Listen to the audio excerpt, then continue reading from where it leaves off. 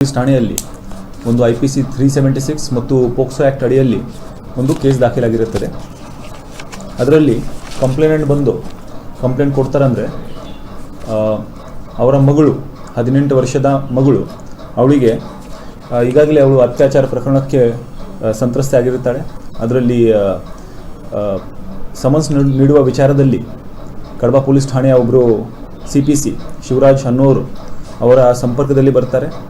ಸಂಪರ್ಕದಲ್ಲಿ ಬಂದು ಆವಾಗಾವಾಗ ಮತ್ತೆ ಆ ಸಂಪರ್ಕ ಬೆಳೆಯುತ್ತೆ, ಆವಾಗಾವಾಗ ಮನೆಗೆ ಬಂದು ಸಂಪರ್ಕ ಬೆಳೆದಿರುತ್ತದೆ.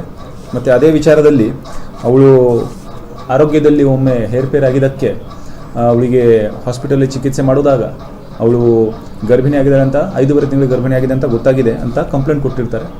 ಈ ಶಿವರಾಜ್ ಎಂಬಾತನಿಂದ ಈ ಗರ್ಭಿಣಿ ಆಗಿದ್ದಾಳೆ ಅಂತ ಹೇಳಿದ್ದಾರೆ. ಮತ್ತು ಗರ್ಭಿಣಿ ಆದ ನಂತರ ಅಬಾರ್ಷನ್ ಮಾಡೋಕ್ಕೆ ನಾನು ನಿಮಗೆ ಹಣವನ್ನು ಸಹ ಕೊಡ್ತೀನಿ ಅಂತ CPC ಶಿವರಾಜ್ ಇವರು ಹೇಳಿರ್ತಾರೆ. ಅದರ ಸಲುವಾಗಿ 35,000 ಕೊಟ್ಟಿದ್ದಾರೆ.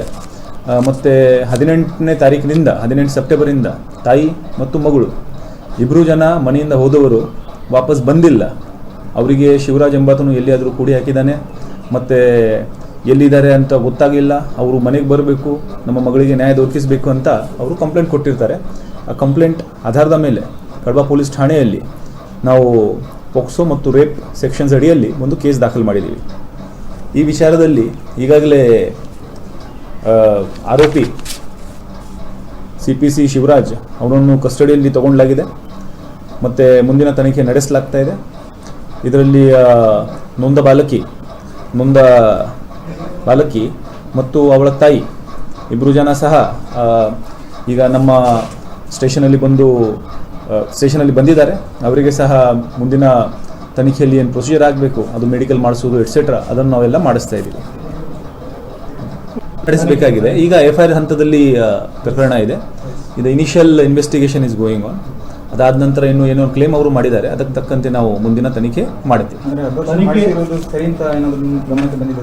ಇದು ಅದರ ಬಗ್ಗೆ ತನಿಖೆ ನಡೆಸಬೇಕಾಗಿದೆ. ಪ್ರತಿಯೊಂದು ವಿಚಾರ ತನಿಖೆ ಪ್ರಕಾರ ಸಾಕ್ಷ್ಯಾಧಾರ ಸಂಗ್ರಹಿಸಿ ಅದೇ ಪ್ರಕಾರ ನಾವು ಮುಂದಿನ ಆ್ಯಕ್ಷನ್ ಮಾಡ್ತೀವಿ.